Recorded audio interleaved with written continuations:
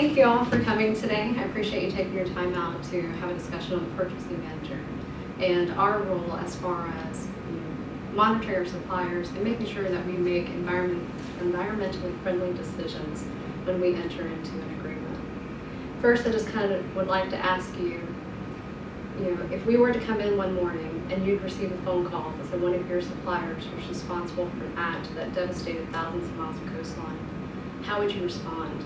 What would the impact on that be to the environment, to our own organization? To have a supplier who was so irresponsible that they're negatively affected not only our internal perceptions of them, but also the external market's perception of us.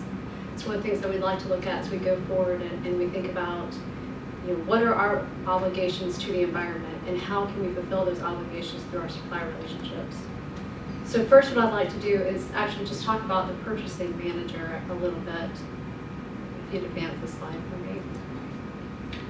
According to the Department of Labor's Bureau of Labor and Statistics, purchasing managers buy for large organizations. We're all pretty well aware of that. Purchasing managers average a little over $58,000 per year, or about $28 an hour.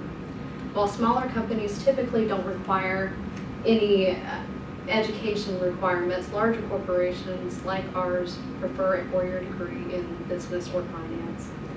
Most of the time, when someone has reached the purchasing manager title, they have about 5 years of experience either as a buyer or as a buying agent. There are approximately 487,000 purchasing managers in the United States, 30% of which are in manufacturing. This group may also find it a little bit humorous that over 20% of purchasing managers state that they work more than 40 hours a week.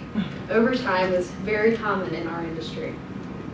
For the most part, responsibilities include staying up on industry standards, visiting suppliers at their facilities, analyzing pricing, negotiating contracts, monitoring supplier performance to those contracts, and tracking purchasing inventory levels, buying history. There are 3 different ways purchasing managers can help the environment. The first of those being is to award business to suppliers who have proven that they're environmentally friendly. Second is include and enforce corporate social responsibility clauses in our supplier agreements. And lastly, instigate or contribute to discussions regarding future green technologies. We shouldn't leave those conversations to the suppliers. As their customers, we should be the ones instigating those kind of communications. So first, we'll talk about rewarding suppliers who have proven they're environmentally friendly. The suppliers you're about to see are the top 10 green companies in the United States according to Newsweek. Now, there's lots of different ways that we can research a supplier's environmental track record. That's just one of them. But it is important that you stay current. Also, make green requirements part of the bid specifications. If we are upfront with suppliers about what our requirements are, what our perceptions are of responsible suppliers, they can respond more appropriately.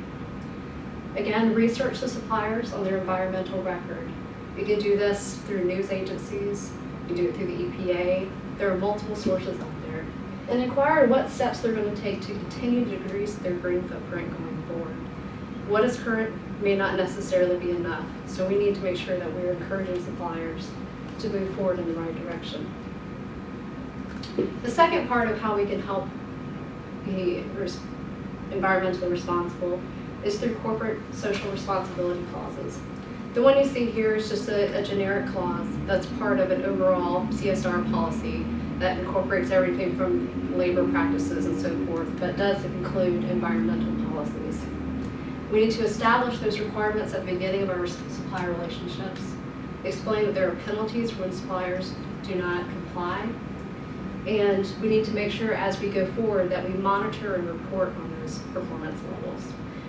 It's not enough just to have them sign on the dotted line. We need to make sure that we're holding them accountable to that.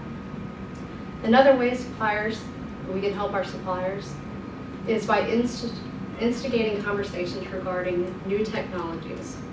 For us in the transportation industry, this is especially important because we deal so much with over-the-road vehicles and fuels and emissions.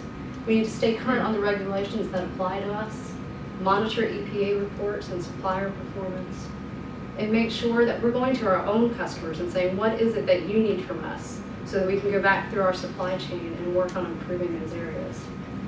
According to the EPA, the approach is, they're looking at things to decrease greenhouse gas emissions, and that goes back through the vehicle technologies and the fuels that we're using. So again, purchasing managers can help the environment by awarding business to suppliers who are green, including CSR policies, and instigating discussions about future green technologies. We all have a responsibility to make sure that our supply chain is going to be environmentally friendly, and it has more to do with our market perception. It also has to do with the fact, will you advance it please, that we have an obligation. The earth is the Lord and all that it contains. With the very first responsibility that God gave Adam and Eve was to take care of his creation.